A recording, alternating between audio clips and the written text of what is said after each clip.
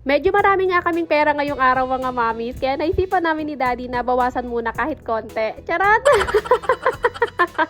Uy, joke ko lang yan mga mamis ha. Baka mamaya may mainis na naman sa akin dyan. Alam nyo naman ako may pagkaluka-luka. Wala na kasi kami talagang bigas mga mamis. Sa totoo lang, isang buwan or lagpas isang buwan na ata kami talagang hindi umibili nitong red rice. Lalo na nga mga mami, simula nung pinatay yung rep, hindi na talaga ako nagluluto. Bumibili na lang talaga kami ng lutong ulam. Pati kanin mga mamis, pinibili na lang namin sa labas. Simula kasi, nung nagpatay na kami ng rep mga mamis, pinag-iisipan ko kasi talagang maigi kung paano na yung gagawin kong pagbabudget sa pagkain namin araw-araw. So kakaisip ko, ayun na pupunta kami sa kakabili ng luto ng ulam pati kanin. Hindi ko alam mga mamis kung kami lang, pero aminin ko sa inyo, hindi talaga naging maganda yung pasok ng September sa amin. Diba nagkaroon ng mga bagyo nung mga nakaraan, and sabi ko nga sa inyo, kapag may bagyo, hindi man kami naabot ng baha dito, naapektuhan naman yung trabaho ni Daddy. Pag walang trabaho si Daddy sa isang araw, wala talaga kaming panggastos. Kaya nung mga nakaraan talaga mga mamis, hindi kami makapag-isip ng tama ni Daddy, kasi sino ba naman makakapag-isip ng tama kung wala kang pera?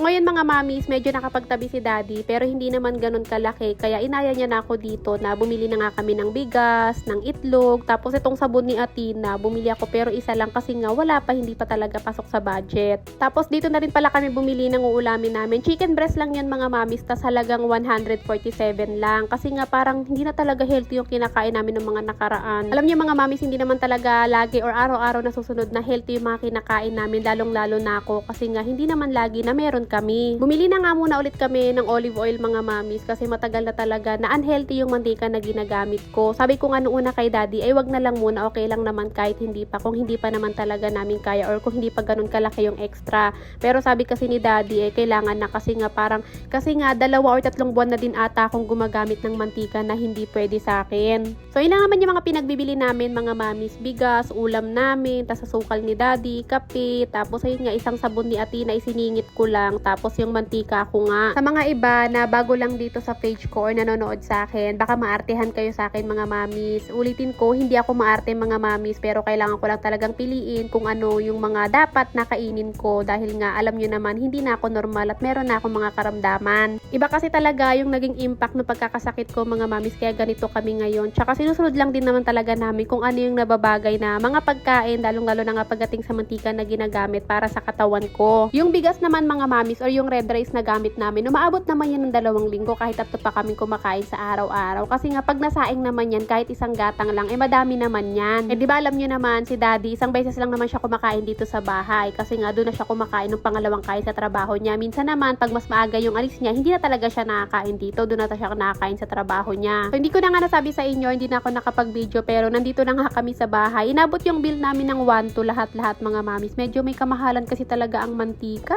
Pagdating nga namin dito sa bahay mga mamis, ito nga agad na akong kumilos. Mga bandang tanghali na pala to mga mamis, kasi nga tanghali na ako ng gising. Si Atina kagigising lang din nung pag-uwi namin. Buti na lang binilan din namin siya ng biskwit. Kaya habang inaantay niyang maluto tong kanin tsaka yung ulam, pinakain muna namin siya ng biskwit. Kung nakita niyo mga mamis, nakapagsalang na ako ng sinaing, tapos si Daddy habang nag-aantay na maluto tong pagkain, pinagtimpla ko lang din muna ng kape. Tapos habang nakasalang yung sinaing, ito nga nagsisimula na akong timplahan itong manok. Titimplahan ko lang naman to ng paminta, asin, tsaka ng paprika. Tapos ipiprito ko lang. Kapartneran ko lang to ng pritong itlog. Namiss ko din to mga mami yung maisama sa vlog ko yung pagluluto ko. Kasi nga simula nagpatay kami ng rep, or bago pa ako mag-vlog na binlog ko yung rep mga mamis, hindi na talaga ako nagluluto noon. Puro lutong ulam na talaga yung binibili namin. Okay naman yung mga nabibilan naming lutong ulam dito mga mamis, kasi hindi naman maalat.